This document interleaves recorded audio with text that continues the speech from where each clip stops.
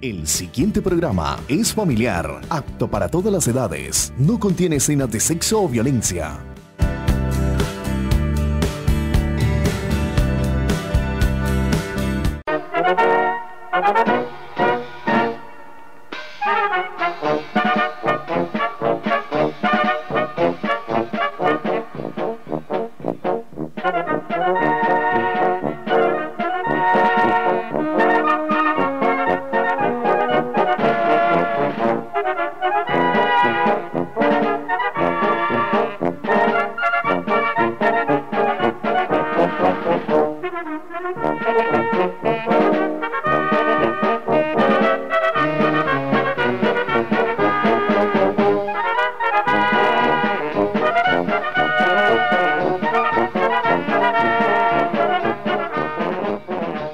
En el programa del día de hoy los invitamos a que vean la primera visita de un presidente de la República a Támesis, el primer centenario de Támesis y el primer centenario de la parroquia San Antonio, personajes populares y nuestro municipio invitado del día de hoy, El Jardín.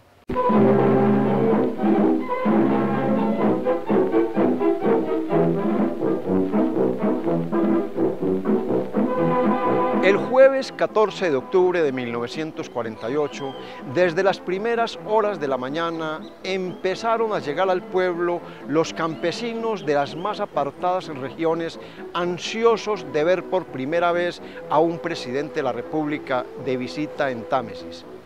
De la Betania y Campo Alegre, de Las Peñas y El Tacón, de Río Frío y El Hacha, de Otrabanda y Nudillales, de Cartama y Santa Inés, de San Pablo y El Tabor, de San Isidro y La Esperanza. De todas las regiones acudían en tropel los hombres del campo en sus cabalgaduras y luciendo sus trajes domingueros. Un verdadero río humano se desbordaba por las calles del pueblo que parecían insuficientes para albergar tanta muchedumbre formada por campesinos, por hombres, mujeres y niños sin distinción de colores políticos. La ciudad se hallaba embanderada. En los edificios públicos, en las casas, en el parque y en las calles flameaba el pabellón nacional. Se esperaba que el señor presidente entrara a la ciudad entre las 4 y 6 de la tarde y se inició entonces el desfile de las comunidades hacia la carrera Bolívar en el cruce con la carretera. Pero debido a un fuerte aguacero y a la tardanza de la comitiva presidencial, debieron disolverse los colegios y escuelas congregados. A las 8:30 de la noche llegó a Támesis el carro presidencial, seguido de un numeroso desfile de vehículos y de una inmensa cabalgata. Inmediatamente la banda municipal, con su uniforme de gala, entonó el himno nacional. El señor presidente Mariano Ospina Pérez bajó del carro y, acompañado de su esposa doña Berta Hernández de Ospina, recorrió a pie las calles del pueblo hasta llegar a la casa cural, seguido de una gran cantidad de gente. Desde uno de los balcones, el doctor Teodulo Franco dio la bienvenida al primer mandatario y a continuación ocupó la tribuna el padre Rafael Fernández, quien pronunció una bella oración de corte lírico y patriótico. Pasó luego al balcón el señor presidente, sonriente y amable, y la multitud lo ovacionaba frenéticamente y le ofrecía su respaldo y adhesión. En medio del alborozo se dejó oír la voz sonora, armoniosa y clara del presidente Ospina. Hizo un alto elogio de las virtudes y cultura de este pueblo y agradeció la recepción de que era objeto. Habló de su obra de gobierno, de las casas campesinas e hizo un elogio elocuente y conmovedor de la mujer antioqueña. Terminada la intervención del señor presidente de la República, se dirigió la comitiva a la casa de don Joaquín Correa, lujosamente adornada para recibir a tan distinguidos huéspedes. Allí fue servida, amenizada por la lira Apolo, una copa de champaña, obsequio del honorable Consejo Municipal, presidido por don Alfredo González, quien entregó también al presidente un lujoso pergamino. A este homenaje asistieron representantes de todos los gremios sociales del municipio, quienes hicieron entrega al mandatario de resoluciones y mociones de saludo y adhesión a su gobierno. Doña Berta fue obsequiada por las damas de la ciudad con un bellísimo ramo de flores. En esta fotografía podemos ver a don Jaime Vázquez Calderón leyendo el decreto de bienvenida firmado por el alcalde de entonces, Marco Escobar. Más o menos a las 11 de la noche, el señor presidente y sus acompañantes emprendieron el regreso a la ciudad de Medellín.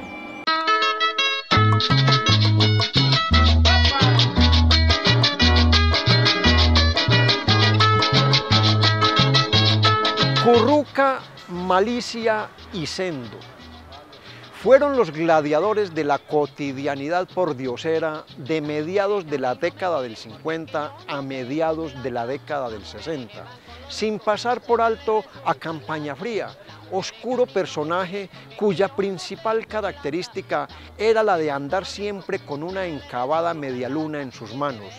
Sabrá Dios por qué ni para qué. Sus nombres reales y el timbre de sus voces nadie los recuerda, pues quedaron sumidos en el olvido como si se los hubiera tragado la inefable manigua de la historia. Curruca, o Cusones para muchos, era prácticamente el reciclador de la época, de contextura regordeta, abuñuelada y rolliza, con escasos 1,50 de estatura, semicalvicie apenas opacada por flácidos mechones blancos que colgaban sudorosos por sus sienes. Su presencia se notaba desde lejos, pues su cuerpo despedía tan mal olor que parecía un pozo séptico a la intemperie. Su vestimenta consistía en 2 o 3 pantalones de diferentes colores, uno encima del otro, superpuestas camisas de manga larga que le colgaban por fuera del pantalón formando una especie de guirnalda multicolor que le tapaba el mugre de los calzones, y holgados zapatos de ajado cuero, carcomidos tacones y suelas frontalmente levantadas que dejaban entrever una tupida hilera de afiladas puntillas, los cuales intercambiaba frecuentemente por algún otro desvencijado par de los que llevaba en cualquiera de los costales, sentado plácidamente en alguna esquina del vecindario.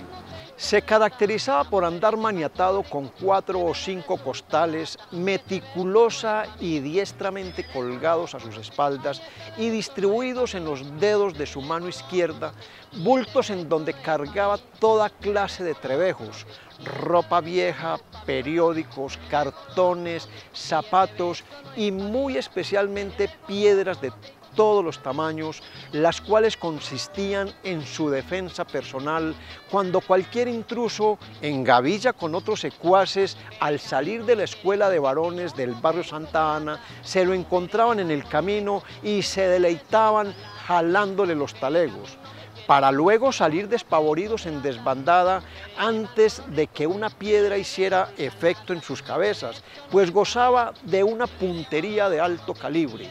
Su ligereza para lanzar piedras se debía a que siempre llevaba la mano derecha cerrada, escondiendo en ella el guijarro que le daría su merecido al atacante. Malicia, por el contrario, tenía otra manera particular de hacerse respetar y de trabajar en sus menesterosas correrías por el pueblo. Su estatura superaba un poco la de Curruca y su talla era menor que la de su indigente colega. Llevaba siempre sobre su cabeza un estropeado sombrero de caña alón y solo cargaba un delgado talego a sus espaldas cuyo contenido nunca fue posible imaginar. Andaba descalzo, con raídos pantalones a media pierna, sucia camisa de manga larga y un apolillado e incoloro saco que le arqueaba el trasero en una desigual curva que partía de la cadera izquierda hasta la rodilla opuesta. Su arma de defensa consistía en una macana que llevaba lista para ser desenfundada al menor asomo de peligro. Su apodo se le atribuye al hecho de la costumbre de andar siempre cabeceagachado, mirando al piso con el ojo derecho y abierto el izquierdo, controlando lo que sucedía a su alrededor. Por tal motivo, sus abusadores siempre le tiraban por la derecha, pero él, ladino y malicioso como su apodo, tenía la habilidad especial para mandar el porrazo tan certeramente con la izquierda que casi nunca fallaba el golpe en la cabeza o el trasero de su agresor. Al contrario, Sendo gozaba de la inmunidad y el privilegio de que nadie lo atormentaba verbal o físicamente, pues aplicaba una filosofía diferente en su diario deambular por las calles del pueblo.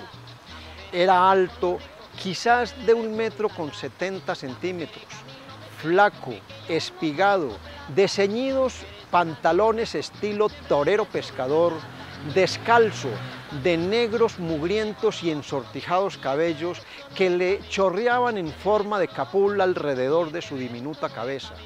Contrario a los otros dos, no cargaba ni costales, ni talegos, ni garrotes, ni objetos contundentes para alejar a la juventud intrusa y camorrista.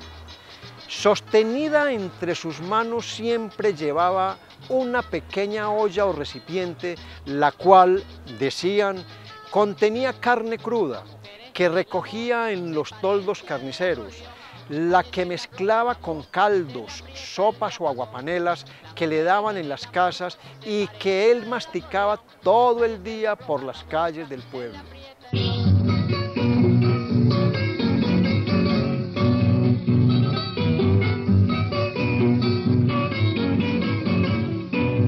Como trovero antioqueño, de lejos vengo a cantar una canción a mi pueblo que tiene calor de hogar, como el primer centenario que nadie podrá olvidar. Entre el 17 y el 20 de julio de 1965, Támesis celebró su primer centenario de vida municipal. Hubo de todo en aquellas recordadas fiestas: desfiles, orquestas, conciertos, eventos deportivos, pólvora y ceremonias religiosas. El primer día, el sábado 17 de julio, el pueblo amaneció lleno de banderas de Colombia y de Támesis, en todas las casas y establecimientos públicos y privados, y con toque de sirena y desfile de automotores y banda de música, arrancaron las festividades, recibiendo a las 10 de la mañana a todas las juntas veredales concentradas en la plaza. En la tarde fue inaugurada una exposición artística y de antigüedades.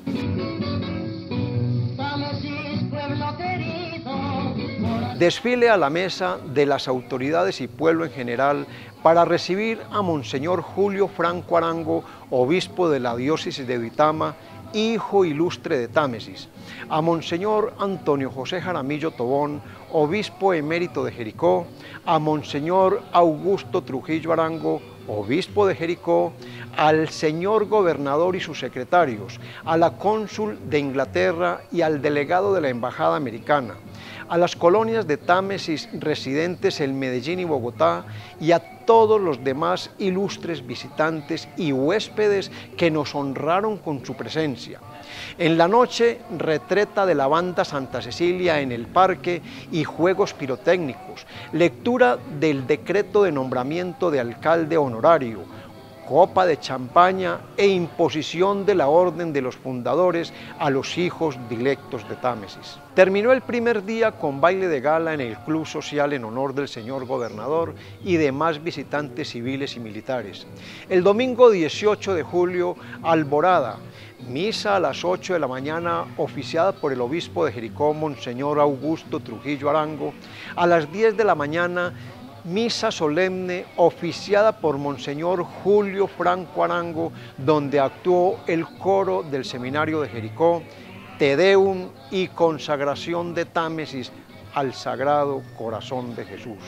A las 12:30 el alcalde honorario ofreció un banquete en honor de las autoridades eclesiásticas y civiles y más tarde recital para invitados especiales en el Colegio de la Presentación ejecutado por la coral del Seminario de Jericó y la actuación del barítono tamesino Alejandro Correa, acompañado del organista igualmente tamesino Francisco Pacho Zapata.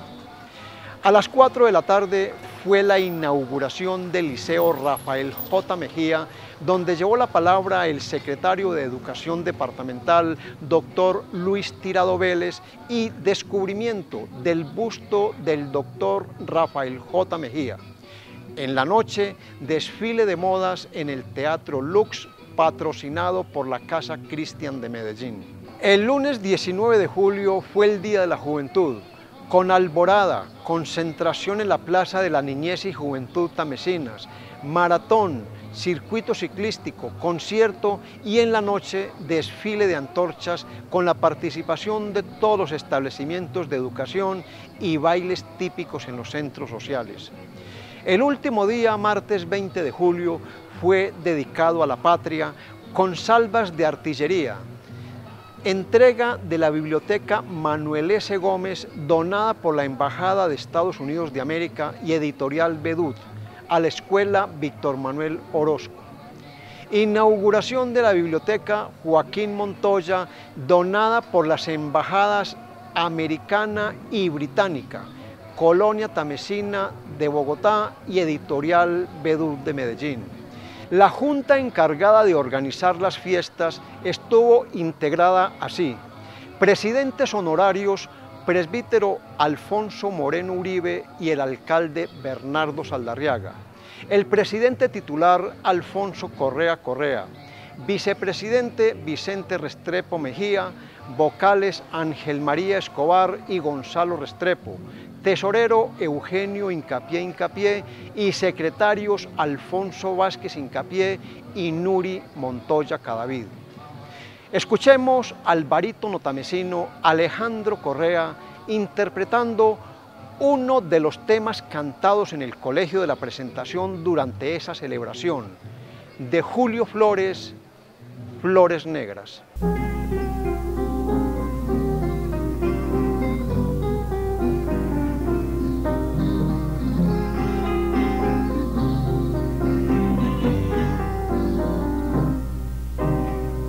Oye, bajo las ruinas de mis pasiones y en el fondo de esta alma que ya no alegra, entre polvo de ensueños y de ilusiones, brotan entumecidas mis flores negras.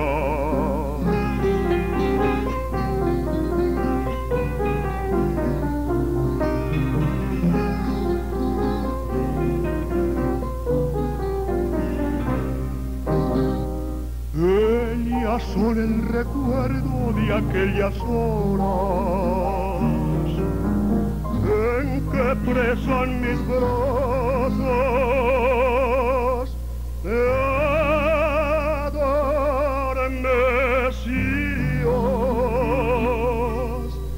mientras yo suspiraba por las auroras de tus ojos, auroras que no eran mías.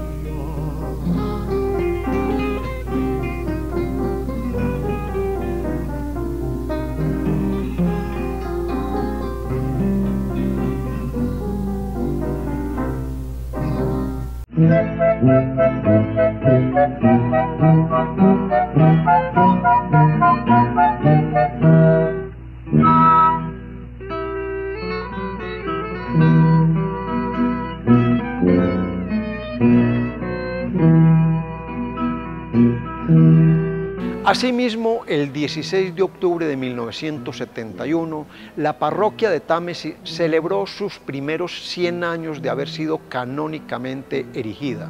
Correspondió al presbítero doctor Jorge Álvarez Arango la conmemoración de este fausto acontecimiento. Esta excepcional circunstancia fue motivo para recordar con gratitud y admiración al padre Braulio Giraldo Ramírez y a todos los celosos párrocos que durante este primer siglo de existencia sirvieron con ejemplar abnegación y regentaron los destinos espirituales de la parroquia de Támesis, dejando aquí las huellas luminosas de su paso por el pueblo y de su acción profunda y notable en esta parcela de la iglesia. Fue igualmente este aniversario motivo de gratitud infinita a la noble estirpe de los Orozco, fundadores de Támesis, que circundado por la impresionante belleza de sus paisajes, reposa al pie de las adustas rocas del San Antonio, en la margen izquierda del río Cauca, en el suroeste de Antioquia y al sur de la diócesis de Jericó.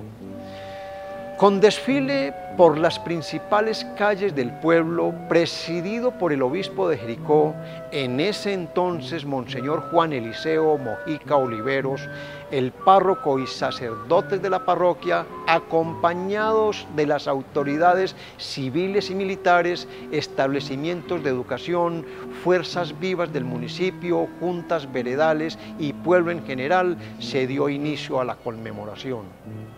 A continuación, solemne misa de revestidos, presidida por el señor obispo, acompañado de muchos sacerdotes tamesinos y de la diócesis de Jericó. Seguidamente fue inaugurada una exposición de antigüedades religiosas, destacándose entre estas el antiguo sagrario de madera, la primera imagen de San José, la primera imagen de San Antonio, una antigua urna utilizada para Santo Sepulcro y varios cuadros pintados al óleo por el famoso Palomino, muchos ornamentos y vasos sagrados y diferentes imágenes religiosas en poder de particulares. De estos elementos ya muchos han desaparecido y, como dijo el padre Jorge Álvarez Arango durante esas celebraciones y refiriéndose a la primera joya de la parroquia, una custodia de plata dorada que fue adquirida con limosnas de los fieles y cuyo costo era muy elevado y de un valor histórico incalculable, que fue permutada por el presbítero Jesús Antonio Ríos por la custodia de la parroquia de Jericó, ignorándolo el pueblo de Támesis, quien de ninguna manera hubiese consentido, abro comillas, tan desacertada e imprudente negociación, cierro comillas. 3 años antes, o sea, del 21 al 27 de julio de 1968, se había llevado a cabo uno de los grandes acontecimientos histórico-religiosos de la parroquia de Támesis, la Santa Misión Diocesana. El domingo 21 de julio llegó a la parroquia el equipo misionero presidido por el excelentísimo señor obispo de Jericó, Monseñor Augusto Trujillo Arango, e integrado por 50 sacerdotes, 40 seminaristas, 45 religiosas y algunos seglares. Espere cuando regresemos, llega el primer radio a Támesis. Estás viendo Támesis TV. Para sus serenatas de música selecta, ocupe la lira Apolo, nuevamente organizada. Entenderse con los señores Ramón Giraldo o Francisco Álvarez Pacheco. Llega el primer radio a Támesis. 12 de octubre de 1932, como una gran noticia, anunció el periódico El Conservador la instalación en el Club Antioquia, propiedad de los señores Fernando Álvarez y Pedronel Correa, de un fino radio. Fue este el primer aparato de radiodifusión llegado a Támesis, por lo que fueron muy felicitados los señores Álvarez y Correa, pues este era un gran paso a la civilización y el progreso. Estás viendo Támesis TV.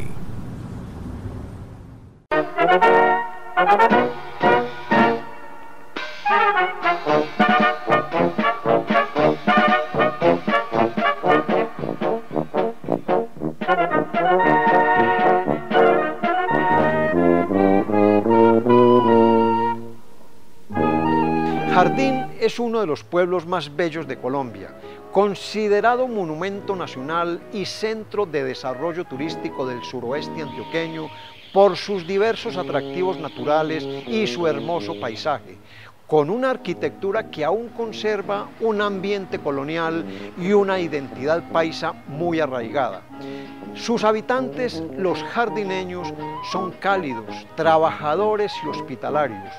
Fue fundado en 1863 y erigido municipio en 1882. En 1863 se crea la Junta de Fundadores para levantar el pueblo, integrada, entre otros, por Raimundo Rojas, Nepomuceno Giraldo, Jesús Orrego e Indalecio Peláez, a los cuales se les unió el padre José María Gómez Ángel, quien levantó los planos del lugar y trazó el pueblo en forma de damero o cuadrícula.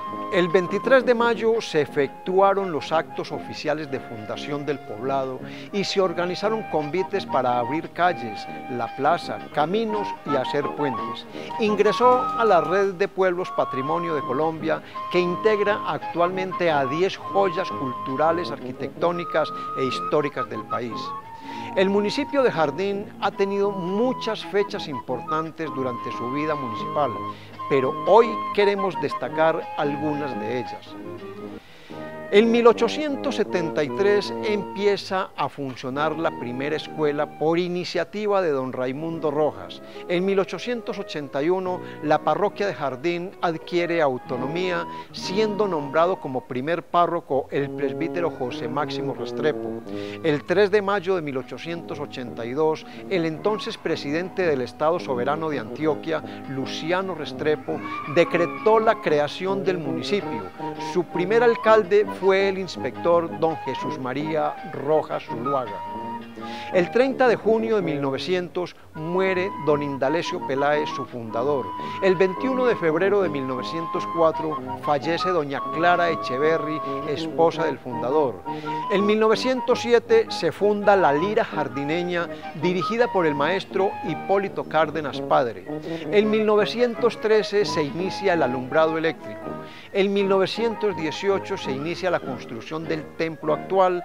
En 1934 llega el primer carro al municipio, traído por peones en partes desde el municipio de Andes. El siguiente relato fue escrito por don Alejandro Patiño Hincapié y publicado en el semanario El Conservador de Támesis el 27 de junio de 1937. Emprender un viaje por el pesado camino que separa a Támesis del Jardín y llegar a esta ciudad es sentir la recompensa al sacrificio que implica la ascensión de la escabrosa ruta. Allá en un recodo del suroeste antioqueño, arrullado por el suave murmullo de la Paraísa, se extiende el vallecito apacible y tranquilo en el cual, como sobre un tablero de ajedrez, está edificada la ciudad. Esta se halla rodeada de fértiles campos donde el frísol como una liana se abraza a la caña del maíz. Alternan las parcelas cultivadas con estos cereales con otras llenas de caña de azúcar y cafeto, formando así un anillo alrededor de la población que bien puede ser el tributo que los labriegos, inclinados sobre esos fértiles surcos, rinden a Ceres. Mas no es únicamente en las afueras donde reside el encanto principal del Jardín.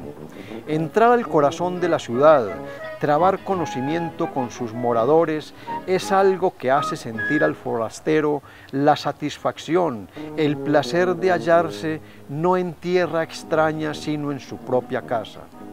¡Qué amabilidad! ¡Qué cultura! ¡Qué educación la de los habitantes de ese pueblo!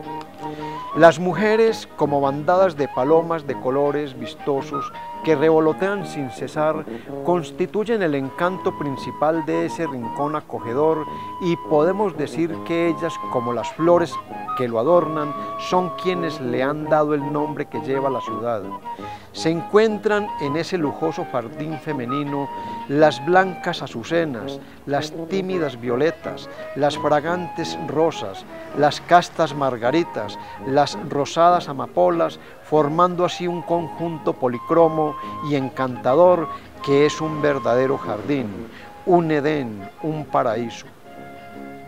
Por demás está hablar de la cultura, educación y buen trato de tan simpáticas mujeres, ya que esas cualidades son inherentes a ellas y constituyen el más rico blasón que las adorna, haciendo que resalten más el sinnúmero de cualidades físicas que poseen.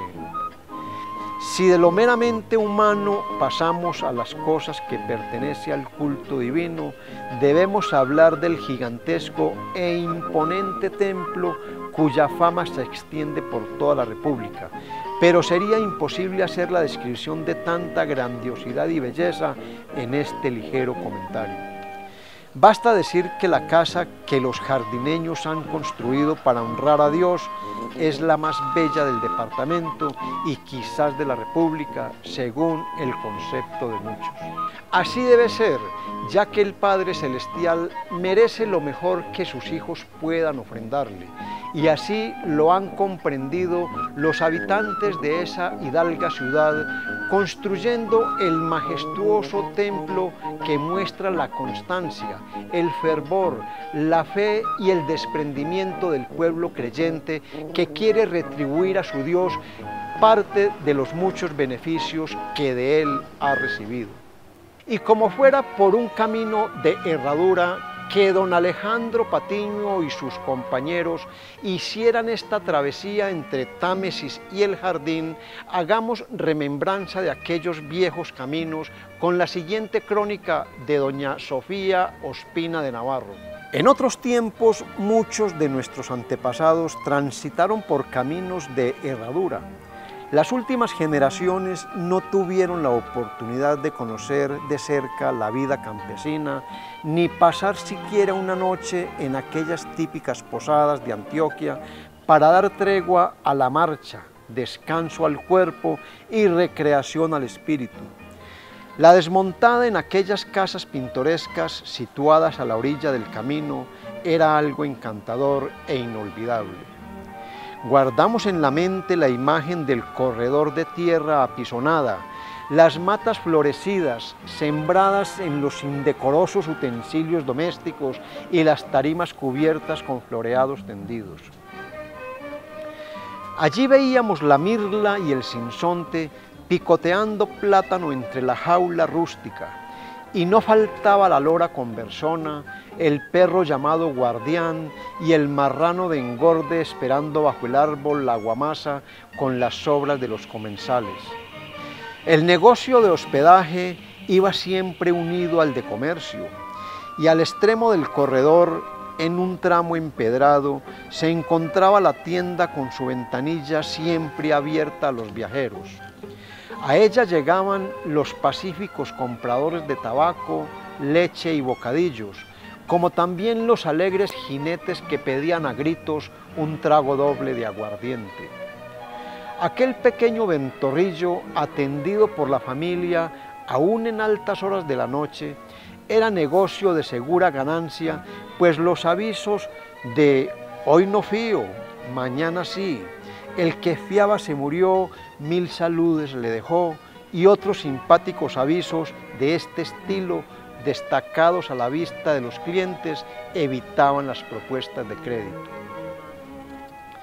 Ni el más exigente se negó a aceptar aquel caldo sustancioso, aliñado con cilantro de la huerta que la patrona llamó aguasal de huevos, ni la gallina sudada con papas, olorosa a cominos y con salsa teñida de azafrán, y menos el chocolate negro servido en taza de loza con florecitas pintadas. Para las cabalgaduras sudorosas, la posada era igualmente grata. Se las veía gozar al ser desencilladas, beber el agua fresca con panela machacada y salir a la manga a revolcarse. Felices tiempos aquellos en que no se nombraba la violencia, en que la hacienda lejana era un oasis, donde se oían al atardecer el croar de las ranas, se desgranaban mazorcas de maíz a la luz de una vela y se veía a la gallina cometer el irrespeto de soltar el huevo sobre la cama de los patrones.